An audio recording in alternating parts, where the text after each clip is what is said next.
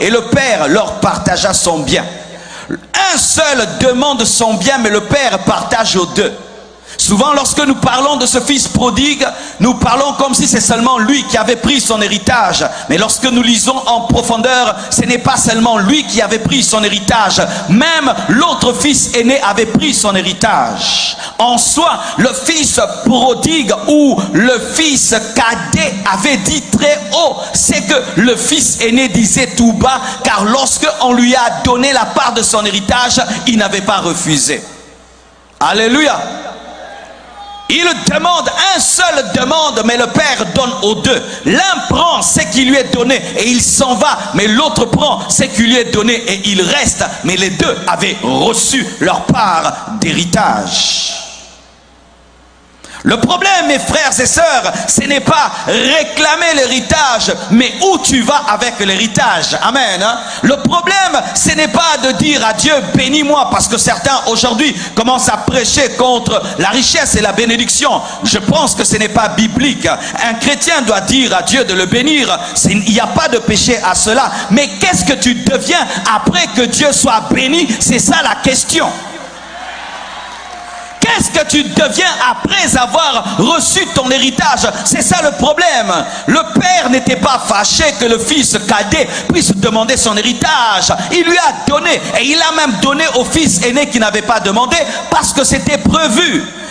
Le problème de Dieu, ce n'est pas que tu deviennes riche ou millionnaire, mais quand tu seras millionnaire, est-ce que tu vas l'aimer? Est-ce que tu vas le servir? Est-ce que tu vas l'adorer? Est-ce que tu vas continuer? Est-ce que tu vas persévérer? Est-ce que tu seras humble? Est-ce que tu seras pur? Est-ce que tu vas le servir avec les biens qu'il va te donner?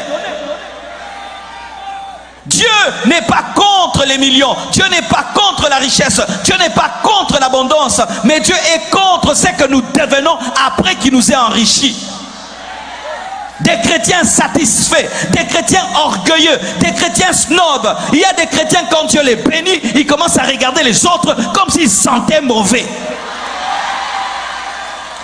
Quand Dieu les bénit, ils ne veulent même pas dire qu'ils étaient pauvres. Non, ils effacent l'histoire de la pauvreté. Alors que Dieu te dit, prends ton lit et marche. Et même si tu marches, prends le lit afin que tu te souviennes que tu étais paralytique. De sorte que lorsque l'orgueil vient, tu puisses te souvenir que tu étais un paralytique. Donne-moi un amen que je prêche. Donne-moi un amen que je prêche.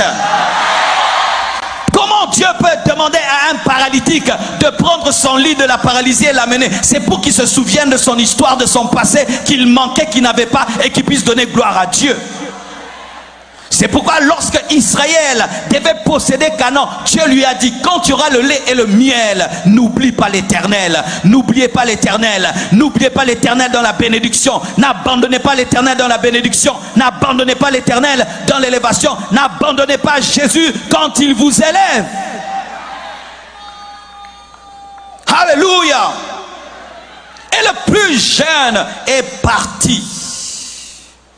La Bible nous dit au verset 13, peu de jours après, le plus jeune fils, ayant tout ramassé, partit pour un pays éloigné où il dissipa son bien en vivant dans la débauche. Ce fils aimait les biens de son père plus que le père. Il aimait l'héritage du père plus que le père. Et il y a beaucoup de gens qui sont comme ça. Ils aiment les choses que Dieu donne plus que Dieu lui-même. Ils aiment la bénédiction de Dieu plus que le bénisseur. Ils aiment la guérison plus que le guérisseur. Ils aiment l'élévation plus que celui qui élève. Et ils se servent de Dieu comme un fétiche.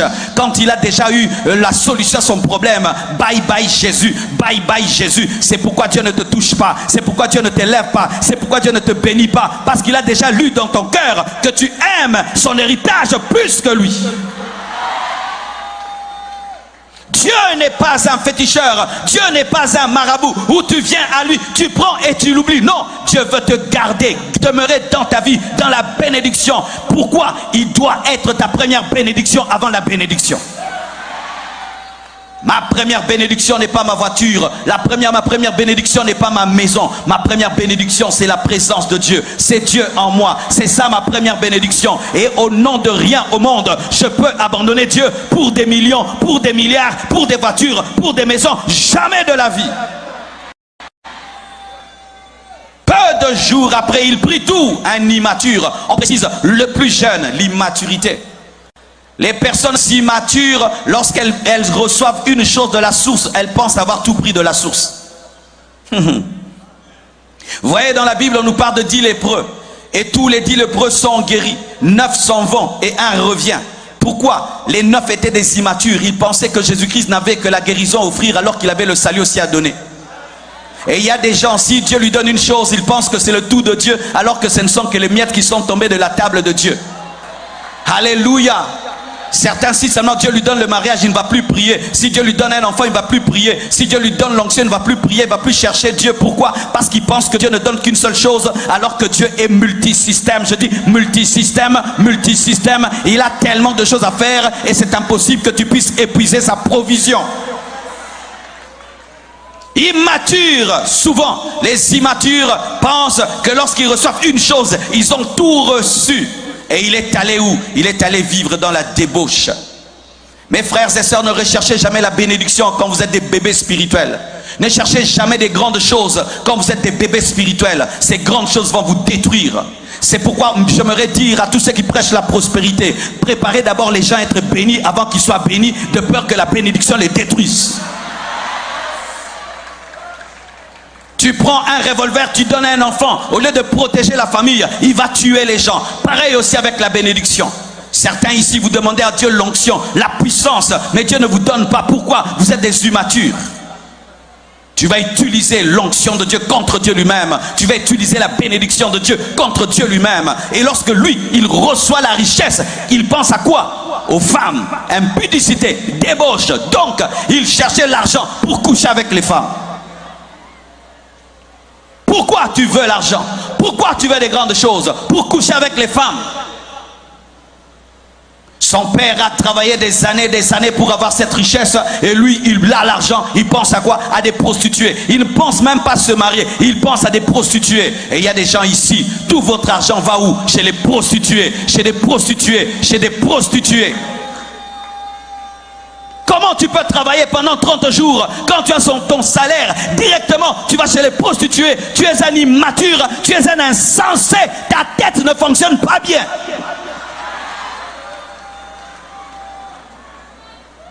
Qu'es-tu en train de faire avec ce que Dieu t'a donné? Dieu t'a donné la force, tu vis dans la débauche. Dieu t'a donné la beauté, tu vis dans la débauche. Dieu t'a donné l'argent, tu vis dans la débauche. Et même d'autres, quand Dieu leur donne l'onction, c'est qu'ils en profitent pour coucher avec les femmes. Je sais ce que je dis.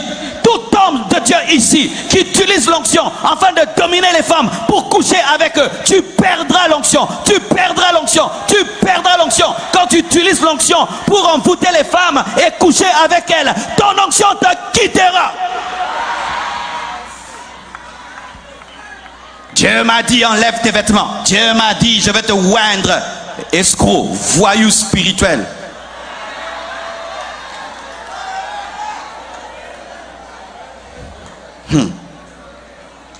Donne-moi l'amen. Ah, je suis venu parler à moi. Alléluia. Il vit dans la débauche. Et la Bible nous dit quoi? Il alla dans un pays éloigné, dans un pays de païens. Il alla loin de Dieu. Il alla loin de son Père pour vivre dans le péché. Un manque de sagesse, un manque de vision. Quand tu n'as pas de grande vision, tu dissiperas tout ce que Dieu te donnera. Quand tu n'as pas un grand rêve, tu dissiperas tout ce que Dieu te donnera. Un homme de Dieu a dit, le péché commence lorsqu'on perd la vision. Quand seulement tu perds la vision, tu vas perdre la discipline. C'est lorsque vous remarquez un grand footballeur qui était champion du monde, lorsque seulement il n'a plus le rêve d'être un champion, il commence à grossir, il commence à se droguer. Pourquoi? Il n'a plus de vision. As-tu un rêve? As-tu une vision? Une vision pour Dieu, une vision pour ta nation, une grande vision. Ne demandez jamais la bénédiction de Dieu sans avoir un grand rêve. Cette bénédiction vous détruira. Vous n'en ferez rien et absolument rien. Et la Bible nous dit que lorsqu'il eut tout dépensé, une grande famine survint dans ce pays et il commença à se trouver dans le besoin et il alla se mettre au service d'un des habitants du pays qui l'envoya dans ses champs garder les cochons. Il aurait bien voulu se rassasier des carouges que manger les pourceaux, mais personne ne lui en donnait. Sachez mes frères que tout est éphémère. Seul Dieu est éternel. Tout passera. Les maisons passeront. Nos nations passeront. Nos politiques passeront. Nos églises passeront. Nos ministères passeront. Nos mariages passeront. Tout passera. Mais une seule chose ne passera pas. La parole de Dieu. La parole de Dieu. La parole de Dieu. Tout est éphémère. Tout est éphémère. Quand tu lis la Bible au sujet de la résurrection de Lazare, Lazare est ressuscité par Jésus-Christ, mais après il a fini par mourir, car même le miracle est éphémère. Oui, mes frères, on nous parle de la première mort de Lazare, mais il y a aussi la seconde mort qui n'est pas écrite dans la Bible, mais après être ressuscité, il était mort aussi après des années de vieillesse. Une seule chose demeure, il a reçu l'héritage du Père et il est allé, il a dissipé et puis il n'avait plus rien. Il avait oublié qu'il avait pris des choses qui partent, mais son Père est éternel. Lorsque tu t'attaches aux choses de ce monde, mon frère, tu es un idolâtre, un matérialiste. Car sachez, même si vous amassez tout et tout et tout sur la terre, un jour la mort peut frapper et vous perdrez tout.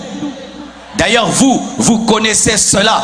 Lorsqu'il y a eu tremblement de terre, certains avaient des châteaux, des maisons de 3 étages et de 4 étages. Certains avaient des petites maisons, mais le tremblement de terre n'a pas tenu compte de la grande maison et de la petite maison.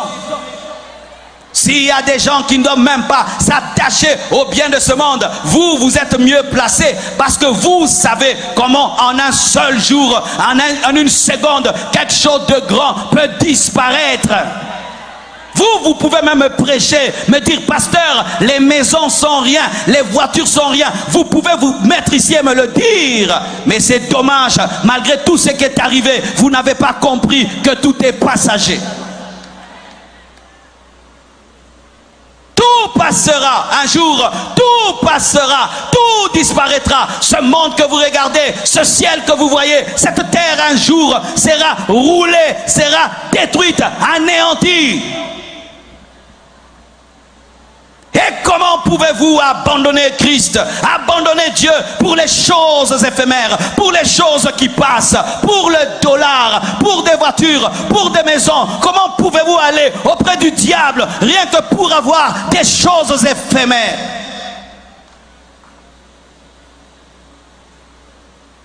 Il perd du tout. Il alla loin de son père et cet enfant de riche se retrouve esclave, se retrouve serviteur de qui? D'un païen en train de paître des cochons, des animaux impurs. Et là j'aimerais parler à certains. Mon frère, hier c'était toi qui chassais les démons. Aujourd'hui les démons te dominent à cause du péché. Hier lui c'était le chef qui envoyait les gens. Maintenant c'est lui qu'on envoie. Le dominateur est devenu esclave. Hier c'est toi qui disais aux autres d'abandonner le péché. Mais aujourd'hui c'est à toi qu'on dit d'abandonner le péché. Hier tu avais le pouvoir et l'autorité. Mais aujourd'hui tu es sous l'emprise des puissants des ténèbres. Tu es comme Samson. Samson tuait ses ennemis, contrôlait ses ennemis, déchirait des lions. Mais un jour on lui a rasé les cheveux. Et ce même Samson, on pouvait l'amadouer, on pouvait le maîtriser et l'utiliser comme un serviteur. C'est ça la déchéance que le péché amène. Le péché vole le pouvoir, vole la puissance, vole la domination. Le péché appauvrit, détruit. Le péché t'amène au bas plus que terre. Ce jeune homme se retrouvait esclave en train de travailler pour des cochons et il désirait même manger la nourriture des cochons. C'est quand vous voyez quelqu'un qui était un grand serviteur de Dieu, un grand enfant de Dieu, un modèle, mais vous entendez, il est dans l'homosexualité, il est dans ceci, il est dans cela. Vous dites comment le péché? Ne jouez pas avec la désobéissance, ne jouez pas avec le péché. Il amène la déchéance. Si le péché de Lucifer a fait de lui un démon, a fait de lui un Satan, le péché aussi va te déchoir. Ne blaguez pas avec ça. C'est pourquoi quand vous allez dans vos églises et qu'on vous prêche la parole, prenez au sérieux la prédication du pasteur, pratiquez-la, abandonnez le mal, sinon vous serez déchus. Ce jeune homme a commencé à désirer des choses qu'il ne mangeait pas chez eux. Il a commencé à désirer manger comme les cochons. Il a commencé à désirer la nourriture des cochons. C'est ce qui arrive. Lorsque tu t'éloignes de Dieu, tu vas désirer la nourriture des cochons. Tu vas désirer la vie des païens. Tu vas vouloir t'habiller comme eux. Tu vas vouloir parler comme eux. Tu vas vouloir faire ce qu'ils font. Tu voudras te droguer comme eux. Tu voudrais être homosexuel comme eux. Tu voudrais être lesbienne comme eux. Tu voudras manger ce qu'ils mangent, te comporter comme ils se comportent. Tu auras la vie d'un cochon. Car sachez mes frères, lorsqu'un homme vit dans le péché, il vit comme un cochon. Tu peux laver le cochon comme tu veux, il retournera toujours dans la boue. Lorsque Dieu te regarde et tu n'as pas donné ta vie à Jésus, tu es comme un cochon parce que tu te plais au vice, au mal qu'à la justice. Et ce jeune homme a commencé à désirer manger la nourriture de cochon, mais personne ne lui donnait. Imaginez à quel point il était déchu. Il a quitté un palais et se retrouve dans la boue. Il a quitté la maison du père, il se retrouve dans la maison des cochons. Il a quitté des veaux gras et il commence à désirer les carouches des cochons. Il n'y a pas quelqu'un dans la vie qui soit aussi malheureux qu'un rétrograde. Un homme qui a goûté à Dieu et qui l'a abandonné est plus malheureux qu'un païen. Un homme qui un jour a goûté à la sainteté, à la communion du Saint-Esprit est plus triste qu'un païen qui n'a jamais goûté Dieu.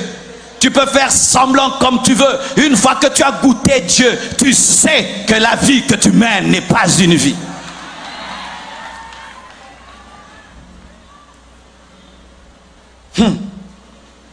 Mais ce que j'aime, et là vraiment je commence à entrer en profondeur.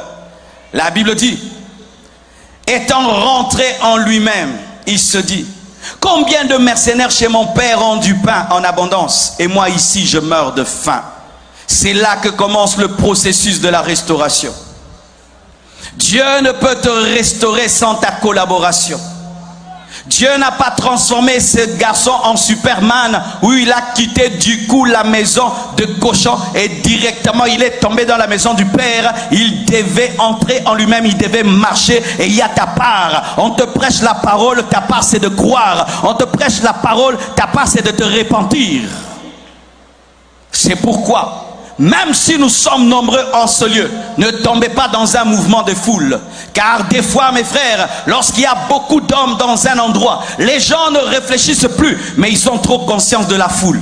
Nous sommes nombreux, hein? Nous sommes nombreux, hein? Nous sommes nombreux, hein? Tu as vu la lumière là? Tu as vu l'écran là? Tu as vu? Fais attention, ne sois pas distrait. Étant entré en lui-même, c'est là que les choses commencent. Entrer en soi-même. Entrer en soi-même demande le silence. L'homme moderne n'a plus des moments de silence. C'est pourquoi l'homme moderne ne revient pas à Dieu. Dès le matin quand tu te réveilles, c'est la sonnerie qui sonne. Après le téléphone, on t'appelle. Après le téléphone, il y a des messages sur WhatsApp. Après, il y a la télé. Après, il faut sortir. Et il y a le bruit, le bruit, le bruit, le bruit, le bruit. Nous sommes en permanence dans le bruit que nous n'avons pas des moments de silence pour entrer en nous-mêmes. Nous sommes tellement occupés que nous n'avons pas le temps d'introspection où tu fais le bilan de ta vie et tu te dis où est-ce que j'en suis avec ma vie, où est-ce que j'en suis avec Dieu. Je prie que tu entres en toi-même maintenant. Je prie que tu entres en toi-même. Je prie que tu te concentres. Concentre-toi, entre en toi-même. N'aie pas conscience de moi, aie conscience de Dieu qui te parle maintenant. Étant entré en lui-même, il s'est dit, ça c'est quelle vie que je mène? Qu'est-ce que je fais là? Il a fait le bilan de sa vie et il a dit, c'est négatif. Comment je peux me retrouver ici? Chez mon père, il y a des mercenaires qui sont même moins que les serviteurs, car les mercenaires travaillent pour le père et on leur donne l'argent, mais les serviteurs restaient dans la maison du père. Il dit, les mercenaires qui sont moins que les serviteurs mangent mieux que moi. Qu'est-ce que je fais là? Qu'est-ce que tu fais là? Qu'est-ce que tu fais là? Où? Que fais-tu? Quelle est ta vie? Quel est le bilan de ta vie? Si tu meurs maintenant, où iras-tu? Si maintenant la terre s'ouvre et nous sommes tous engloutis, où finiras-tu ton éternité? Qu'est-ce que je fais là? Il est entré en lui-même. Alors qu'il y avait le bruit des cochons. Et vous savez que les cochons font beaucoup de bruit. Et toi, souvent, lorsque tu veux entrer en toi-même et te concentrer sur Jésus-Christ, qu'est-ce qui se passe? Tes amis font tellement de bruit. On peut m'enlever ça. Tes amis font tellement de bruit. Tu vas encore à l'église. Tu viens d'où? De la soirée de gloire. Ah, écoutez qui est le pasteur Marcelo. Oh, tu perds ton temps. Tu perds ton temps. Les cochons font toujours des bruits. Concentre-toi, malgré le bruit des cochons, malgré le découragement de tes amis, des membres de ta famille. Entre en toi-même et fais un bilan. Cette vie que je mène va me mener où? Où finirai-je ma vie? Moi qui étais un bon garçon, comment je commence à devenir un meurtrier? Moi qui étais si doux, comment je suis devenu si méchant? Ce mauvais cœur-ci, il va m'amener où? Entre en toi-même. Fais une introspection. Fais un bilan. C'est alors que Dieu te parlera. Médite. Quand on dit méditer, nous pensons souvent que méditer c'est prendre la Bible et commencer à lire. Non, méditer ce n'est pas ça. Méditer c'est ruminer la parole et réfléchir sur la parole même si tu n'as pas la parole. C'est-à-dire je lis Jean 3,16 et pendant toute la journée je réfléchis par rapport à Jean 3,16 et tout ce que je fais, je le fais par rapport à Jean 3,16. Je prends des temps pour réfléchir avec l'esprit et la parole. C'est ça méditer. Il y a des gens qui n'aiment jamais entrer en eux-mêmes. Pourquoi? Parce qu'ils n'aiment pas se rencontrer eux-mêmes. Je veux répéter ça. Il y a des gens qui n'aiment jamais entrer en eux-mêmes parce qu'ils n'aiment jamais se rencontrer eux-mêmes. Ils ont une telle mauvaise vie et une conscience tellement chargée qu'ils sont tout le temps en train de se battre pour ne jamais être conscients de ce qu'ils sont. Ils s'enivrent, ils boivent, tout le temps ils sont agités, ils parlent beaucoup. Et tu penses qu'ils parlent beaucoup parce qu'ils veulent parler beaucoup, mais pour ne pas entendre sa voix intérieure. C'est pourquoi il dérange là dans la foule, il cause. Tu sais pourquoi il cause? Il cause parce qu'il ne veut pas entendre, parce que sa conscience le dérange, c'est pourquoi il te dérange.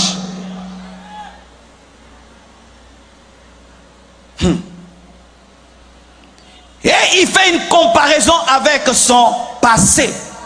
Qu'est-ce que je fais ici? Dans mon passé, j'étais dans la gloire. Mais qu'est-ce que je fais ici? Est-ce que vous faites des fois une comparaison entre vos passés et votre présent? La vie d'un homme normal, la voici. Ton passé sera toujours moins glorieux que ton présent. Mais si tu remarques que ton passé est plus glorieux que ton présent, il y a un problème. Dans la vraie vie, on va de gloire en gloire. Spirituellement, de gloire en gloire. Mais si quand tu parles de ta vie de prière, de ta sanctification, de ton amour pour Dieu, c'était plus dans le passé que dans le présent, tu as un problème. Quand tu parles de la prière, c'est au passé. Quand tu parles du jeûne, c'est au passé. Quand tu parles de l'évangélisation, c'est au passé. Quand tu parles de la sanctification, c'est au passé. Quand tu parles de la consécration, c'est au passé. Tu as un problème. Il regarde son passé, il regarde son présent et il se rend compte que son passé est plus glorieux que son présent. C'est alors qu'un processus de repentance commence et que l'œuvre de l'Esprit commence. Car pour qu'un homme revienne à Dieu, il faut qu'il soit convaincu par le Saint-Esprit et il faut qu'il se laisse convaincre par le Saint-Esprit. Pendant que je prêche, tu entends l'Esprit de Dieu te parler et ta conscience, il y a une lutte et laisse l'Esprit de Dieu te convaincre. Et il dit maintenant, je me lèverai, j'irai vers mon Père et je lui dirai, mon Père, j'ai péché contre le ciel et contre toi. Je ne suis plus digne d'être appelé ton fils. Traite-moi comme l'un de tes mercenaires. Il a commencé à avoir des bonnes pensées. Quand un homme veut revenir à Dieu, des bonnes pensées commencent. Tu commences à avoir des bonnes pensées. Il faut que je rentre à Dieu. Qu'est-ce que je suis en train de faire ici? Ça, ce n'est pas une bonne vie. C'est déjà un bon processus. Il a commencé à penser. Il dit, je rentrerai au Père. Je lui dirai, j'ai péché contre Dieu, j'ai péché contre toi, je ne suis plus digne. C'était des pensées, pas encore des actions, des pensées. Et je prie que le Saint-Esprit te donne des bonnes pensées. Je prie que le Saint-Esprit te donne des bonnes pensées. Je prie que le Saint-Esprit te donne des bonnes pensées. Je prie que le Saint-Esprit te donne des bonnes pensées. Des pensées de repentance, des pensées de conversion, des pensées de restauration. Il dit, je m'en irai, je reviendrai. Et il a pris une décision. Dieu ne peut pas te prendre de force et t'amener au ciel. Sinon tu seras emprisonné au ciel. Le ciel, c'est le ciel de personnes libres. Il y a des gens qui disent, comment Dieu est tellement bon et il envoie des créatures en enfer. Dieu n'envoie personne en enfer. Ce sont les hommes qui ont choisi d'aller en enfer. Dieu n'a créé aucun homme pour aller en enfer. Tous les hommes qui iront en enfer iront parce qu'ils ont refusé d'aller au ciel. Dieu ne crée pas des robots où il appuie play et tu te convertis. Non, tu dois collaborer avec la parole, collaborer avec le Saint-Esprit. Je suis chrétien parce que je l'ai accepté. J'ai ouvert mon cœur lorsqu'il a frappé à ma porte. Mais s'il avait frappé et j'avais refusé, je serais aujourd'hui toujours dans le monde. Car j'entends des gens qui disent, Seigneur, si tu veux, change-moi. Oui, il veut déjà te changer, mais toi, tu dois accepter. Tu dois ouvrir ton cœur. Tu dois être disponible. Je rentrerai, je retournerai, je rentrerai, je retournerai.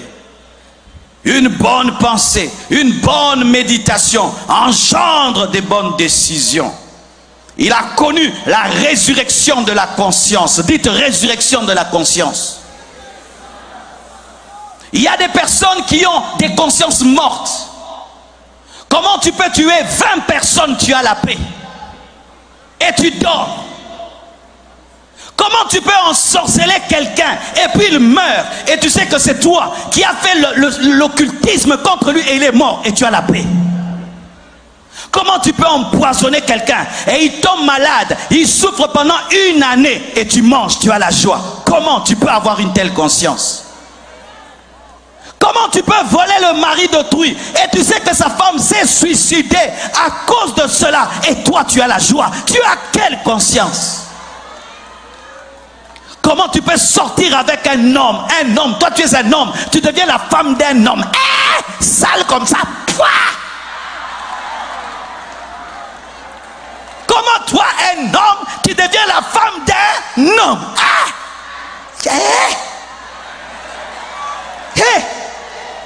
Moi, tu me tentes, je vais te donner un coup.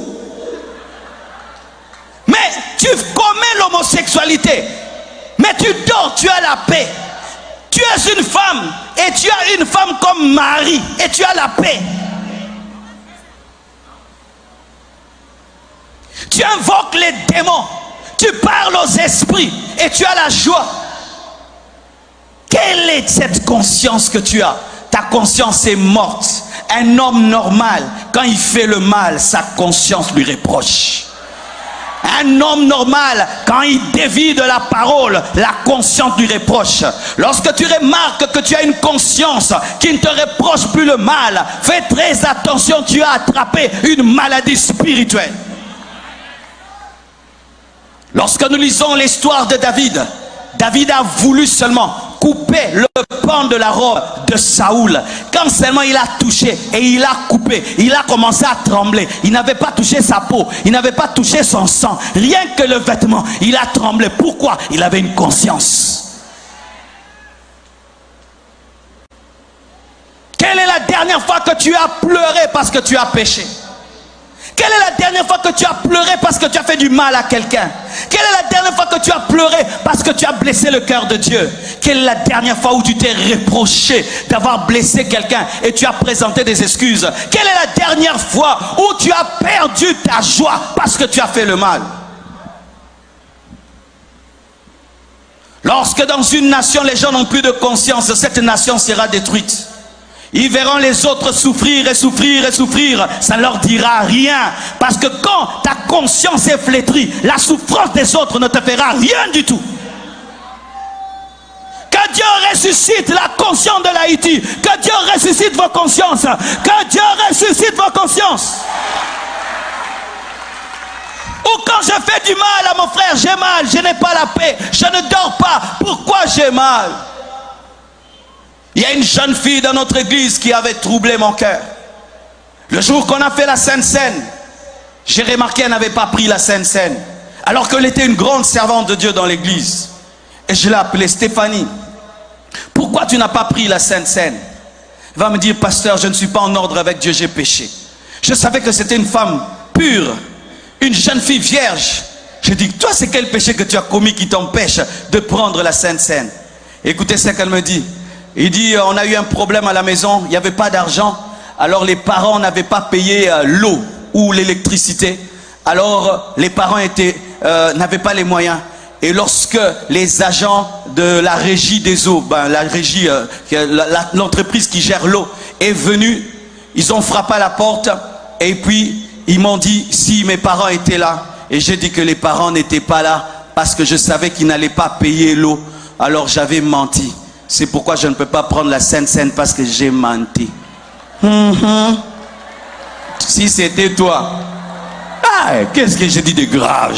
Tout le monde ment ici-bas. Même les pasteurs mentent. Tout le monde ment. Tout le monde, même les papes. Tout le monde ment. J'allais trouver des excuses. Mais elle refuse de prendre la Sainte Seine parce qu'elle a menti. Mais toi, tu gagnes ta vie en mentant. Tout ton argent, c'est les mensonges. Le jour que tu arrêtes de mentir, tu n'auras plus l'argent. Vrai ou faux?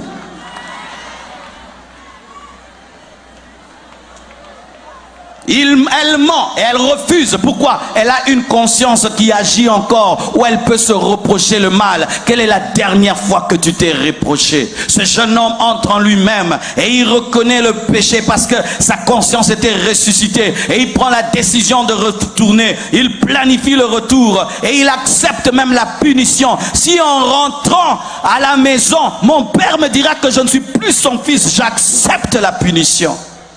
Aujourd'hui, nous avons des gens, ils pêchent et quand vous lui reprochez, ils se fâchent. Des filles qu'on engrosse et quand vous regardez sa grossesse, elle est fâchée. Qu'est-ce que tu regardes? On regarde ton gros ventre. Non, on regarde ton gros ventre. Ton gros ventre. Tu as un gros ventre mais tu n'es pas marié. On regarde ton gros ventre. Oh, je suis fâché. Tout le monde me critique parce que j'ai une grossesse. Oui. C'est toi qui as causé qu'on te critique. Si tu étais resté tranquille, on n'allait pas te critiquer. Accepte la condamnation et Dieu va te restaurer. Des gens qui pêchent, mais qui culpabilisent les autres qui n'ont pas péché. Donne-moi la main que je parle. Aujourd'hui même dans les églises, un choriste fait du mal, tu le suspends, il te culpabilise. Il ne vient plus à l'église et puis tu viens comme ça, le synthé ne joue pas et tous les anciens font une réunion. Comment tu as suspendu le frère qui joue au synthé? Il faut le ramener. Oh, que le synthé reste vide, que le synthé reste vide, que le synthé reste vide. Tu commets un scandale et on te reproche et tu te fâches contre celui qui te reproche. Aujourd'hui, les gens qui font le mal deviennent même plus courageux que les gens qui se sanctifient. On te dit pourquoi tu t'habilles mal et tu te fâches. Pourquoi tu portes cette mini qui montre tes cuisses? Mais c'est quoi là, hein? Vous ne respectez pas les gens. Oh, qui ne respecte pas l'autre? Toi qui montres ton corps ou moi qui te dis de bien t'habiller? Ce jeune homme, lorsqu'il se répand, il ne dit pas, c'est la faute de mon père. Si mon père me connaissait bien, pourquoi il m'a donné autant d'argent? Il ne fallait pas qu'il m'en donne, comme certains. Quand Dieu les reproche, il dit, ce n'est pas ma faute, c'est la faute de Dieu. Pourquoi il a mis Satan dans le monde? Dieu savait que le diable allait tenter l'homme. N'est-ce pas que Dieu est omniscient? Toujours des raisons et des arguments pour ne pas te repentir. Il n'a même pas dit, c'est la faute de mon grand frère. Il m'a mis tellement mal à l'aise que j'ai dû partir. Il a accepté la responsabilité. Arrêtez de chercher des faux fuyants lorsque vous péchez. Lorsque Dieu te parle, ne brandis pas la pauvreté. Ne brandis pas Haïti. Dis, Seigneur, j'ai péché. Ne dis pas c'est la situation du pays qui me pousse à faire ça. C'est la situation de ma famille. Ne présente pas tout cela. Reconnais devant Dieu. Il n'a rien présenté. Il a dit j'ai péché. Dis j'ai péché. Alléluia.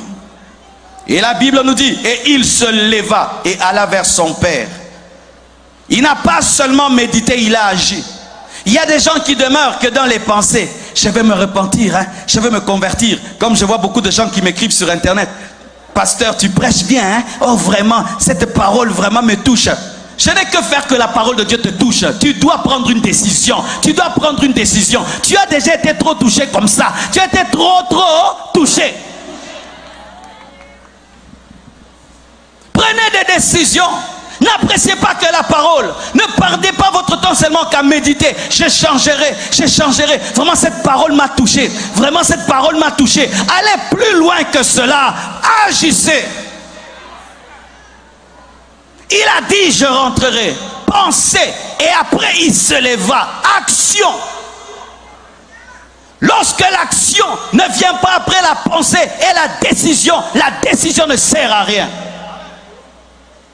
Aujourd'hui, tu dois agir. Aujourd'hui, tu dois revenir. Tu ne dois pas seulement apprécier le message, mais tu dois aussi agir, répondre au message. Il rentra vers son père. Et la Bible nous dit, comme il était encore loin, son père le vit et fut ému de compassion. Il courut se jeter à son cou et le baisa. Waouh, acclamons la parole. Il est au loin de son père parmi les cochons. Il prend une décision. Il médite, il fait un bilan. Il décide de rentrer. Et il commence à rentrer.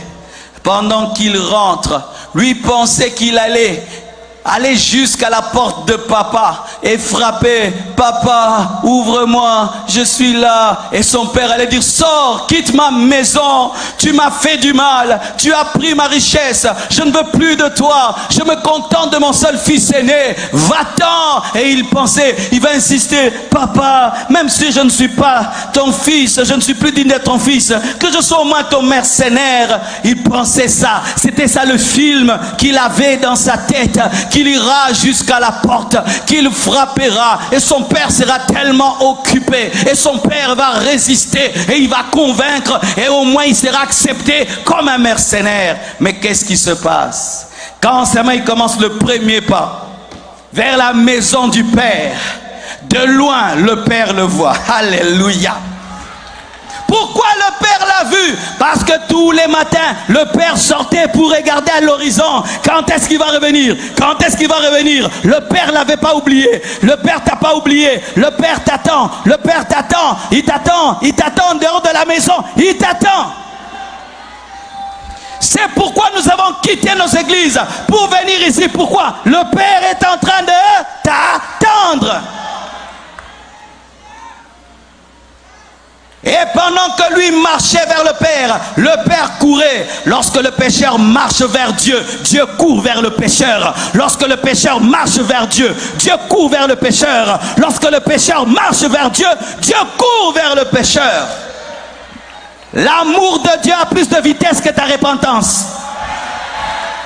L'amour de Dieu a plus de vitesse que ta repentance. Je dis l'amour de Dieu a plus de vitesse que ta repentance. L'amour de Dieu a plus de vitesse que ta repentance. Pendant que lui marche en se repentant, le Père court en l'aimant. Pendant que lui marche en se repentant, le Père court avec des compassions, rempli de compassion. La compassion de Dieu est plus élevée que ta repentance. Et lorsqu'il arrive, il commence sa récitation comme il avait prévu. Papa, j'ai péché contre toi, je ne suis plus digne. Son père dit, arrête ça, arrête ça. Comme tu es rentré, on lui a donné un nouvel habit.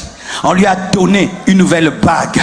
On lui a donné des nouvelles chaussures. On a organisé une fête pour lui. Un veau gras a été tué pour lui. Dites grâce. La grâce te justifie et te donne un vêtement que tu ne mérites pas et que tu n'as pas lavé. Alléluia. La grâce te restaure et te donne un pouvoir que tu as perdu, l'anneau. La grâce te redonne la passion et le zèle que tu avais avant, les chaussures. Si tu rentres au Père, tu auras l'habit. Si tu rentres au Père, tu auras l'anneau. Si tu rentres au Père, tu auras les chaussures. Si tu rentres au Père, tu seras sanctifié. Si tu rentres au Père, tu seras puissant. Si tu rentres au Père, tu seras zélé. Oh, j'aimerais parler à quelqu'un. Il y a quelqu'un ici hier, tu as opéré dans la puissance, aujourd'hui il n'y a plus de puissance. Hier, tu as été dans la sainteté, aujourd'hui tu as perdu la sainteté. Hier, tu étais zélé pour l'évangile, aujourd'hui tu ne l'es plus. Sache ceci, que les pourceaux n'enlèvent pas les épaules, les pourceaux n'enlèvent pas le doigt, les pourceaux n'enlèvent pas les pieds. Et si malgré les pourceaux tu reviens avec les épaules, donc tu peux encore porter un autre habit. Et si les pourceaux n'ont pas enlevé les doigts, donc tu peux porter encore un autre anneau. Et si les pourceaux n'ont pas enlevé les pieds, donc tu peux porter encore les chaussures. Qu'est-ce que je veux dire? Si tu as aimé, tu peux encore aimer. Si tu t'es sanctifié, tu peux encore te sanctifier. Si tu as craint Dieu, tu peux encore le craindre. Parce que tant qu'il y a la vie et de l'espoir, un homme vivant, un chien vivant est plus qu'un lion mort. Qu'est-ce que le diable fait souvent? Quand il te montre ta vie passée, comment tu priais, il te dit tu ne peux plus y arriver. Tu ne peux plus y arriver. Les épaules sont toujours là. Je n'ai pas encore porté un autre habit. Quand il te montre le niveau de la sainteté que tu avais atteint, un niveau de ta vie, il te dit tu ne peux plus y arriver. Non, les épaules là pour porter encore un autre habit. Quand il te montre le niveau du pouvoir et de l'autorité que tu avais en Dieu, il te dit tu ne peux pas. Non, il y a encore le doigt pour porter l'anneau. Il te montre comment tu étais zélé. Tous les jours, tu gagnais les âmes. Aujourd'hui, tu ne gagnes plus les âmes. Il te montre comment tu as encore les pieds pour porter les souliers. Tu peux ressusciter. Je dis, tu peux ressusciter. Tu peux ressusciter. Je dis, tu peux ressusciter. Lorsque Delilah coupe les cheveux de Samson, elle n'a pas enlevé les chaînes qui donnent les cheveux. On t'a rasé, mais tu as la capacité d'avoir une seconde chevelure. On peut te raser, mais tu peux encore avoir une seconde chevelure. Rentre à Dieu. Ne permets pas au diable de te remplir de culpabilité. La culpabilité est bonne pendant un temps. Pendant un temps, je me culpabilise. J'ai péché. Mais je ne dois pas rester dans la culpabilité. Je dois évoluer dans la repentance et recevoir la grâce. Si tu demeures dans la culpabilité malgré la grâce, ce n'est pas la Bible. Là, tu es légaliste. Une fois que Dieu t'a pardonné, ne demande plus pardon. Une fois que Dieu te pardonne, ne demande plus pardon, mais reçois ce qu'il te donne. Parce que certains, lorsqu'ils rentrent dans la maison du Père, on dit, allez, donnez-lui un nouveau vêtement. Non, je ne suis pas digne. Pas le nouveau vêtement. Donnez-moi un sale vêtement. Donnez-lui l'anneau. Non, je ne suis pas digne. Donnez-lui les chaussures. Frère, arrête d'être plus saint que Dieu. Arrête d'être plus saint que Dieu. Tu es en train de te culpabiliser alors que tu t'es repenti, alors que tu as abandonné.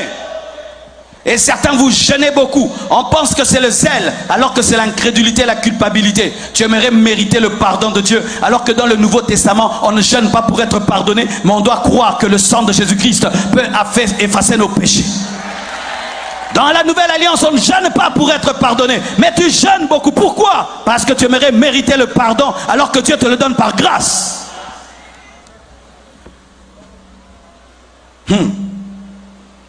Et la Bible nous dit ceci. Parce que je vous ai parlé de deux fils perdus.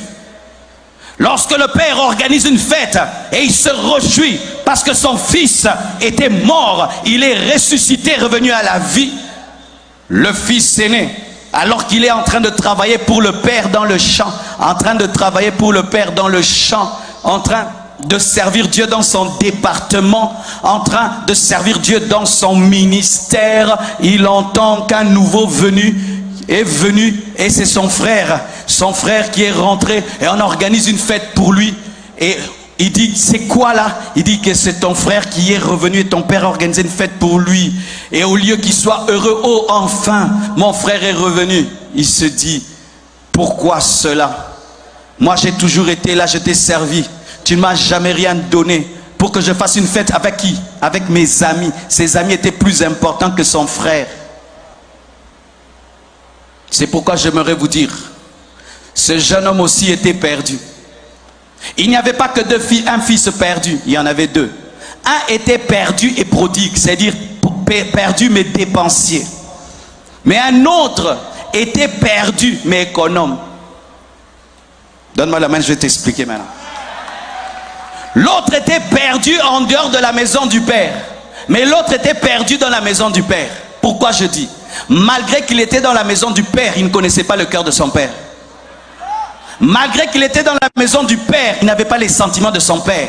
Malgré qu'il était dans la maison du Père, il ne connaissait pas la vision de son Père. Malgré qu'il était dans la maison du Père, il n'avait pas le cœur du Père. Il était perdu, mais dans la maison du Père. Donne-moi la main, je vais te parler. Il y a deux sortes de païens. Il y a les païens du dehors et il y a les païens du dedans. Il y a deux sortes de chiens. Il y a les chiens domestiques et les chiens sauvages. Les païens qui ne viennent jamais à l'église, ce sont les chiens sauvages.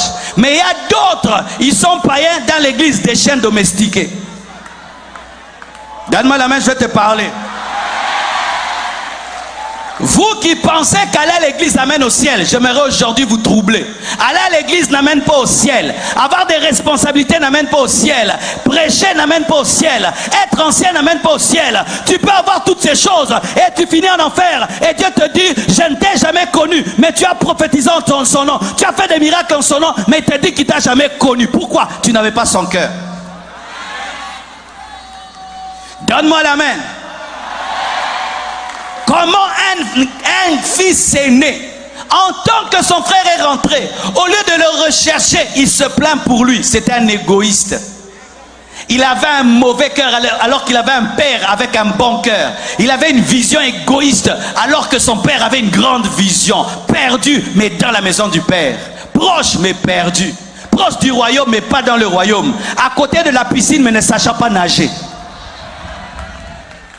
Il y a une piscine là où nous habitons. Personne d'entre nous ne nage. Mais elle est là. Elle est là. Nous la regardons, la piscine. Ah, piscine. Hé, hé, belle piscine. Nous prenons même les photos. Personne ne tombe dedans.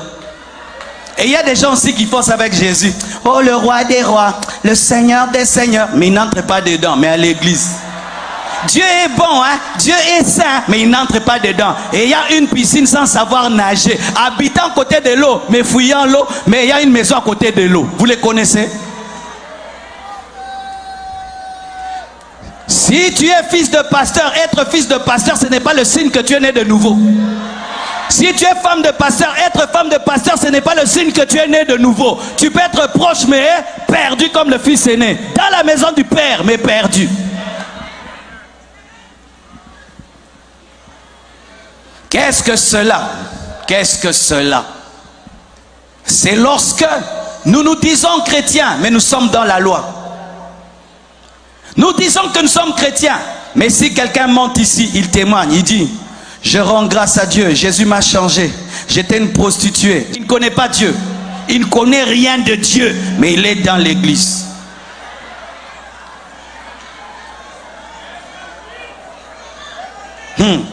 Donne-moi la main que je continue.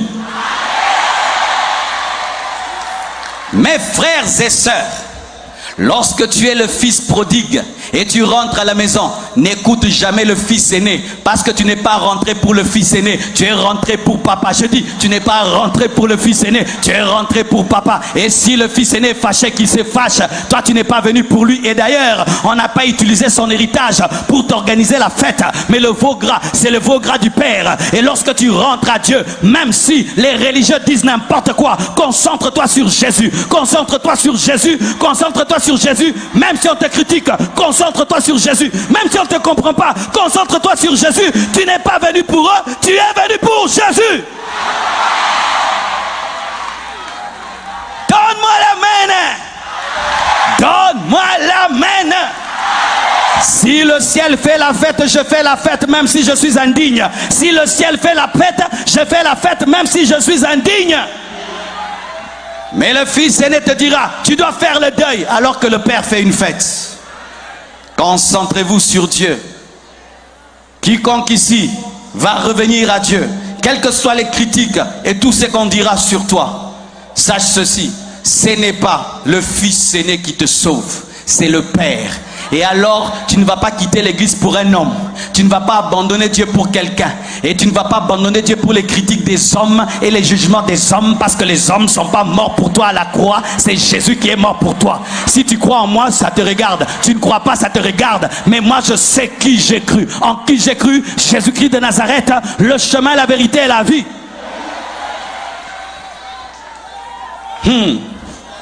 Alléluia. Et aujourd'hui, alors que je préparais ce message, j'ai reçu cette vision. Elle me trouble jusqu'à présent, jusqu'à présent. Et je prie que Dieu me révèle davantage son sens. Écoutez ce que j'ai vu aujourd'hui. J'ai vu un homme qui avait une fille. Cette fille est tombée malade dans la vision. Elle a attrapé une maladie de la peau. Cette maladie de la peau lui mettait des taches noires sur elle. Et c'était une maladie très dangereuse, très contagieuse, de sorte que si seulement tu la touches, tu attrapes cette maladie. Et on était obligé de prendre cette jeune fille que son père aimait beaucoup et qui aimait beaucoup son père. On est allé la mettre en quarantaine dans la chambre de la servante. Pendant longtemps. Dans la vision, c'est comme si, même plus de 5 ans, 6 ans, 7 ans, 8 ans, 10 ans, cette fille était restée là-bas. Et dans la vision, je voyais, la mère avait fait l'effort d'oublier l'enfant. Mais le père se souvenait tous les jours de sa fillette parce qu'il l'aimait beaucoup. Mais il avait d'autres fillettes, il avait d'autres enfants. Mais malgré la présence de ces autres enfants, son cœur était toujours vers cette fillette-là. Mais il n'y allait pas. Il n'y allait pas parce que c'était contagieux d'aller la voir. Mais après des années, il a fait l'effort. C'est comme si je sentais son cœur. C'est comme si j'étais lui. Vraiment, ça m'a beaucoup troublé. Il est allé voir sa fillette. Et sa fillette, normalement, elle devait déjà avoir la taille d'une fille de 15 ans, 16 ans, 17 ans. Mais elle était toute petite comme ça, toute petite comme ça. Pendant que les autres avaient grandi, les autres étaient des belles filles, des beaux garçons. Elle, qui l'aimait beaucoup, était toute petite comme ça, toute noire, abîmée par la maladie. Cette maladie l'avait empêché de grandir. Et il est entré dans cette chambre qui était infestée de microbes. Et dans la vision, j'ai vu cette fille petite a dit papa. Elle a regardé le père et en elle, tout avait changé, mais elle avait gardé deux choses. La voix, c'était la voix que son père connaissait, et le regard, c'était le beau regard que son père aimait. Il a pris cette petite fille qui était comme une poupée, comme une petite statue. Il l'a serrée dans ses bras, oubliant qu'elle pouvait le contaminer.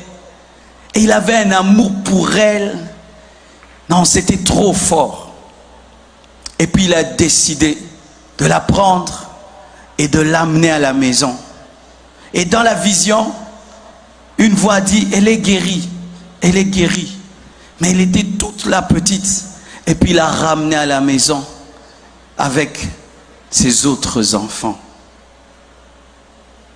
Au départ, quand j'ai vu la vision, j'ai prié, mais je disais, c'est quoi que tu veux me parler? Il ne m'avait pas expliqué. Mais quand j'ai travaillé ce message, alors il m'a expliqué. Et il m'a expliqué comment il nous aime. Il a dit, je vous aime comme tu ressens là. Le péché, c'est cette maladie qui a éloigné cette fille de son père. Le péché nous éloigne de Dieu. Mais malgré que nous allons loin de lui, son amour pour nous est toujours grand. Et la servante, c'est Satan qui profite lorsque nous péchons pour nous assujettir et pour nous dominer. Lorsque nous nous livrons au péché, profite pour nous dominer quand nous sommes en quarantaine, il en profite. Mais Dieu, même si il y a des milliards de chrétiens, ne peut pas oublier un païen. C'est pourquoi la Bible dit qu'il peut laisser 99 brebis pour chercher une seule brebis. C'est pourquoi on a quitté Kinshasa, on est venu au Gonaïve. C'est pourquoi on a quitté Kinshasa. Et on est venu au Gonaïve parce qu'il y a quelqu'un que Dieu aime. Et malgré que le péché t'a détruit, il y a quelque chose en toi qui attire Dieu, son image. Tu as toujours ses yeux. Tu as toujours ses yeux. Quand il te regarde, il se voit. Quand il te regarde, tu es devenu chétif, petit, conséquence du péché. C'est ça, cet enfant chétif, les conséquences du péché. Le péché nous bloque. Mais malgré que le péché nous a détruits, Dieu, malgré ça, recherche en nous son image, parce qu'il nous a créés à son image, à sa ressemblance. Et le Père qui entre dans cette maison remplie de microbes, c'est Jésus. La parole faite chair, qui est venu dans ce monde, qui est entré dans le ventre de Marie. Pendant 30 ans, il était dans l'anonymat, dans ce monde de péché, jusqu'à ce qu'il monte à la croix et qu'il se charge de nos peines, de nos péchés et de nos fautes.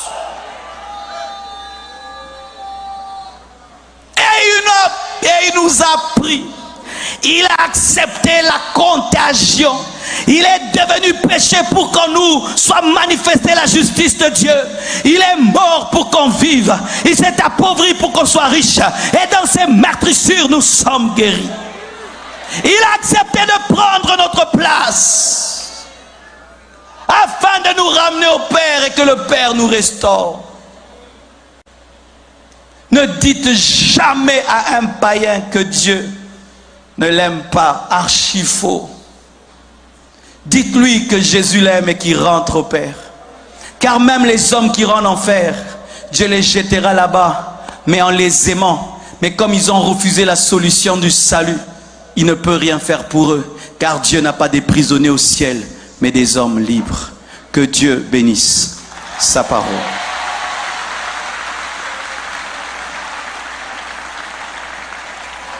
Inclinons-nous dans la prière. Tenons-nous debout, s'il vous plaît.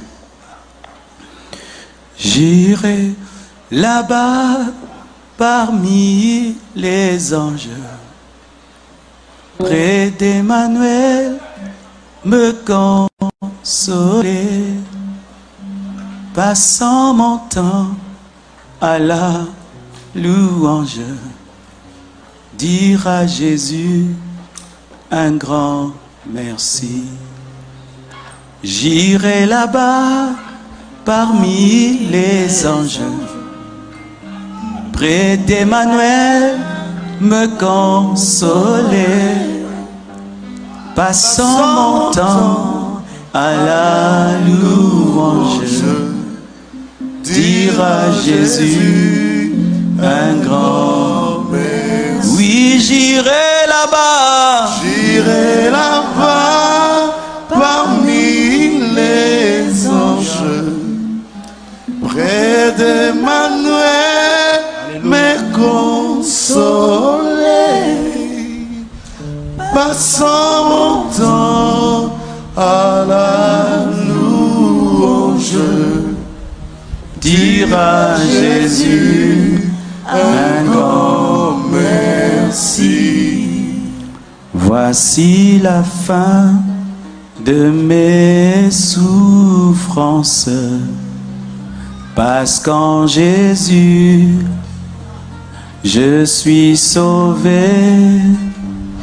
J'ai la victoire sur tout ce monde. Un jour j'irai près du Seigneur. Voici la fin.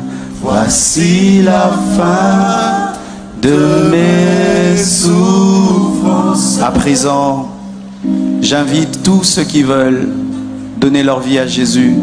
Cette parole t'a touché et tu veux répondre à cette parole. Quittez vos chaises, quittez vos places, approchez devant et nous allons prier avec vous.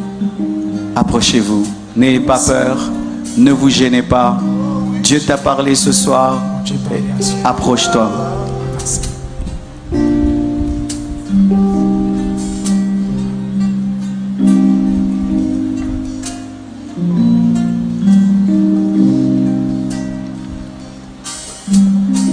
Approche-toi. Avancez. Ce message t'a parlé, Dieu t'a parlé. Bon Dieu parlez. Approche-toi, nous allons prier. Avancez. Nous allons prier. J'irai là-bas parmi les anges. Crée-toi du chemin dans les allées. Et d'Emmanuel, mes Que Dieu te bénisse, mon frère. Que Dieu te bénisse. Bon Dieu. passons mon temps. Venez, venez, venez. Dieu t'a parlé. Bon Dieu parlez. Réponds à la parole. Réponds. Appelle. Oui, j'irai là-bas. J'irai là-bas parmi les anges. Près d'Emmanuel, mes consoles. Approchez, approchez, approchez, Avancez. approchez. Avancez. Passons mon temps à la louange. Dire à Jésus. Oui, j'irai là-bas. J'irai là-bas, Là-bas. Là-bas. près d'Emmanuel, Ne résiste pas au Saint-Esprit. Viens donner ta vie à Jésus. La fête est dit. Vive my view à Jésus. à la louange. Dire à Jésus. Dire à Jésus un grand merci. Ne partez pas encore, je vais prier pour que la puissance de Dieu se meuve dans ta vie.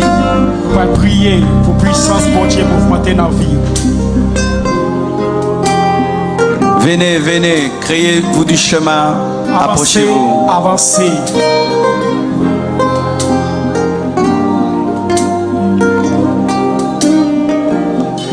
Tu veux répondre à ce message, Vous quitte devez ta place. répondre à message là. J'irai là-bas parmi les anges, près d'Emmanuel, me consoler, passant mon temps à la louange. Dire à Jésus. Dire à Jésus un grand merci. J'invite également tous les chrétiens qui ont rétrogradé. M'invitez tous les chrétiens qui regardent. Avant, tu étais un bon chrétien, maintenant tu es rentré en arrière. Viens également, nous allons prier pour toi. Hier, tu as servi Dieu, hier, tu as marché avec Dieu. Hier, où tu as servi bon Dieu, où tu as marché Mais aujourd'hui, avec bon tu es rentré dans le monde. Dieu. Aujourd'hui, Viens également, nous allons prier pour toi. Avancez, nous allons prier pour. Oui, j'irai là-bas. J'irai là-bas parmi les anges. Près d'Emmanuel, mes consoler. Passant mon temps. Passons mon temps à la louange. Dire à Jésus. Dire à Jésus Dire à Jésus. J'irai là-bas. J'irai là-bas parmi les anges. Même si tu es derrière là-bas, viens. Nous t'attendons. Dieu attend. Passant mon temps. Passons mon temps à la louange. Dire à Jésus. Dire à Jésus un grand merci. J'irai là-bas parmi Les anges, Approchez, approchez. Avancez, avancez. mes consoler. Passant mon temps. Passons mon temps à la louange. Dire à Jésus. Dire à Jésus un grand merci. Oui, j'irai là-bas. J'irai là-bas parmi les anges. Près d'Emmanuel.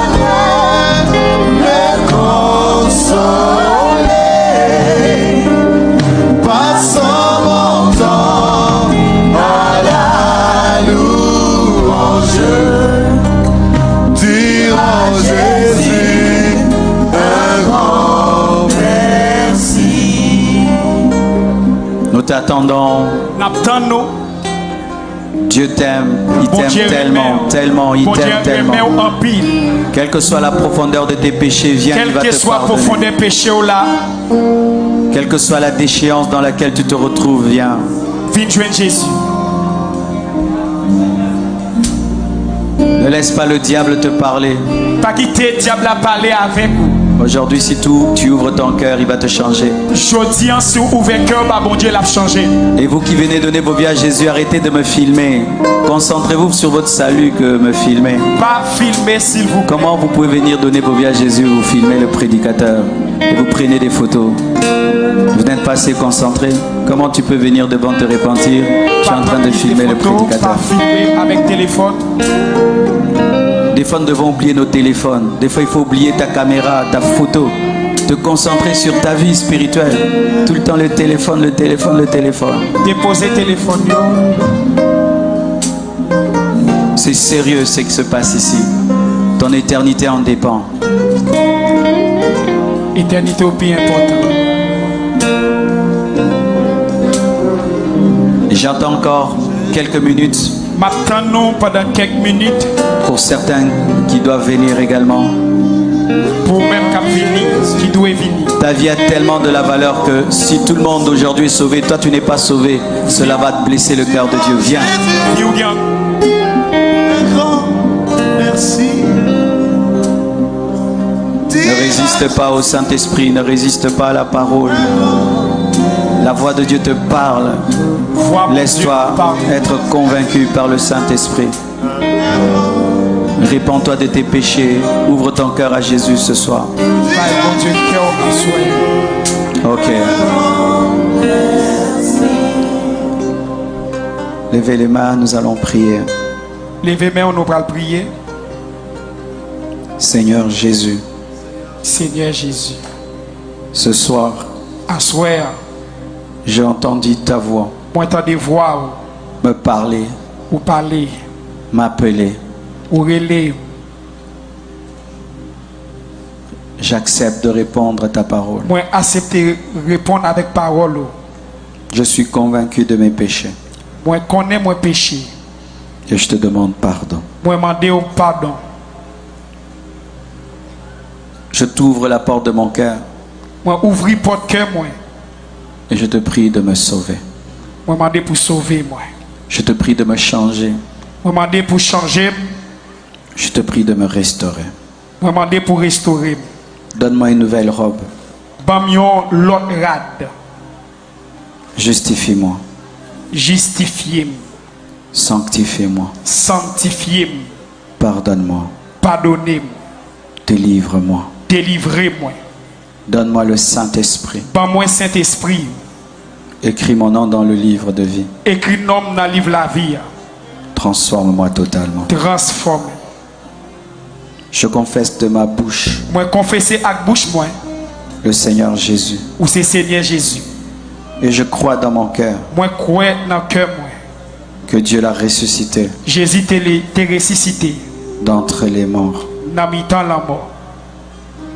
Je suis pardonné. Moi pardonné. Je suis justifié. Moi justifié. Je suis délivré. Moi délivré. Donne-moi la force Ban moi force de persévérer pour me persévérer jusqu'au bout jusqu'au bout. et que rien ni personne ne puisse me séparer de toi. Pas qu'à séparer ma vie. Je rentre à la maison Moi rentrer dans la caille là. et je n'en sortirai plus jamais. Moi pas jamais sortir encore. Merci Jésus. Merci Jésus. Merci Jésus. Merci Jésus. Merci Jésus. Merci Jésus. Merci Jésus. Merci Jésus. Merci Jésus. Merci Jésus. Acclamons le Seigneur très très fort. Acclamez, acclamez mon Dieu. Alléluia. Alors, on va vous donner des dépliants. Il y a des dépliants pour eux. Ok, vous allez aller derrière. On va vous aider à remplir des dépliants, prendre vos noms et puis vous allez rentrer. Laissez-vous conduire par les protocolaires. Guidez-les de l'autre côté à gauche. Nous acclamons le Seigneur pour eux.